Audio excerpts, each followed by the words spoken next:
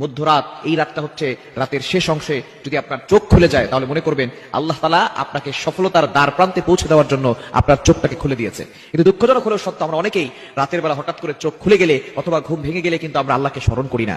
এই সময়টা হচ্ছে সবচেয়ে গুরুত্বপূর্ণ সময়। বুখারী শরীফের বর্ণনা, নবীজি সাল্লাল্লাহু আলাইহি ওয়াসাল্লাম জানিয়ে দিয়েছেন, নবীজি সাল্লাল্লাহু আলাইহি ওয়াসাল্লাম বলেন, রাতের শেষ অংশে, মধ্যরাতের পরেই রাতের শেষ অংশে যখন রাত একেবারে গভীর হয়ে যায়, এই সময়টা আল্লাহ তাআলা প্রথম আসমানে চলে আসেন এবং আল্লাহ তাআলা বান্দাদেরকে ডাকতে থাকেন, কার কি লাগবে আমি আল্লাহর কাছে চাও।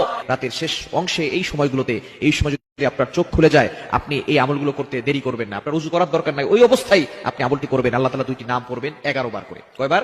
এবং দুইটি নাম পড়ার আগে আপনি 3 বার দুরূদ শরীফ পড়বেন।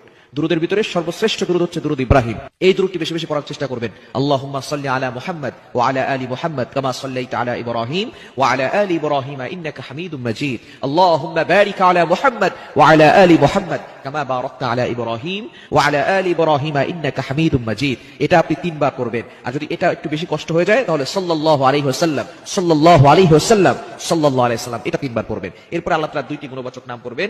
আল ওয়াহ্হাব, এটা পড়বেন 11 বার।